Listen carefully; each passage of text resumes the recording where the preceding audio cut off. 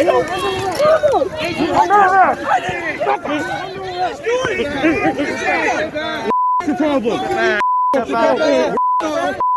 believe the puppy. I believe that our ancestors fought and died so that we could be free, so we could have a charter.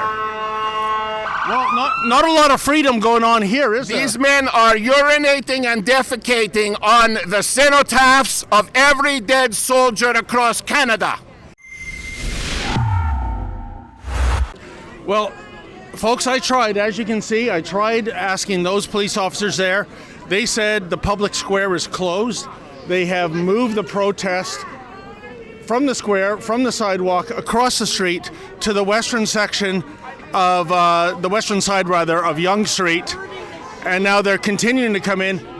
And I can tell you on Victoria Street, the mounted unit is there, so I wonder if they're going to be brought in. But I cannot get an answer to my question about the double standard when it comes to the erosion of our liberties, actually certain liberties. If your Black Lives Matter, these great police officers will not break up an illegal gathering, but will instead not only turn a blind eye, but bend the knee in solidarity, break the law themselves.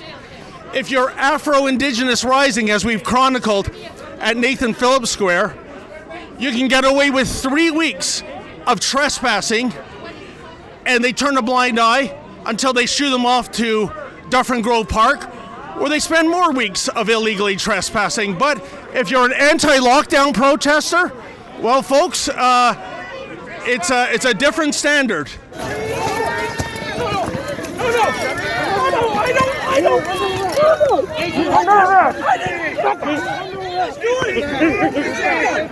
What's the problem?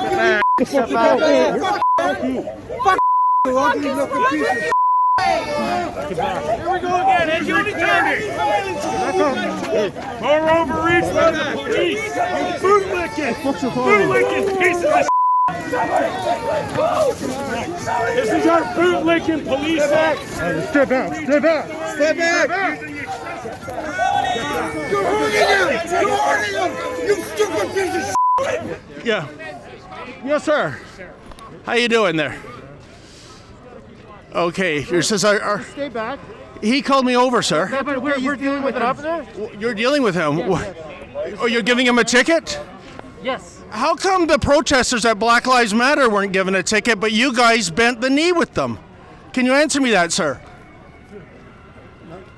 How about If you have any questions, you can go over to headquarters. There's a public relations. No, I'm here right now to chronicle the erosion of our freedoms. Okay, I know the mainstream media is not here because they probably support censorious thugs like you. But we are chronicling what's going on here. How come you did not break up Afro-Indigenous Rising on Nathan Phillips Square that spent 3 weeks there breaking 11 sections of the Trespass Act? Can you tell me that, officer? People who can be convinced of absurdities can be made to commit atrocities. Sir, what are they ticketing you for? I don't know. He told me I had to leave. I was leaving. I stopped to talk to other police officers to ask direction, and I guess when you ask for direction in Canada, maybe it's not good if it's not left turn. I see you have the emblem of the defunct Soviet Union, but do you feel that in 2021 Toronto is feeling a little more like Moscow Classic than it is? More like, perhaps I believe that Yonge-Dundas Square has become Tiananmen Square. Yeah, well, Red Square, we could walk around. Did you ever imagine you would see Toronto in this situation, sir, where freedom of expression, freedom of assembly, even freedom of the press is being shut down? Sir, here's your ticket. Here's your ticket, sir. And I'm going to ask you again to leave the area, okay? Thank you. I say that let's walk and talk, because Okay, then. I don't feel like going to 52 Division. It's not such a nice place. I've been in worse gulags, but I believe in this here, Mr. Menzies. I believe the puppy. I believe that our ancestors fought and died so that we could be free. so we could have a charter. Well, not a lot of freedom going on here, is there? These men are urinating and defecating on the cenotaphs of every dead soldier across Canada. You know, it's funny you say that because back in the summer we chronicled a group Keep walking. called. I still think, sir, we have freedom of the press. Maybe that's going to end this year, but right now we still have it.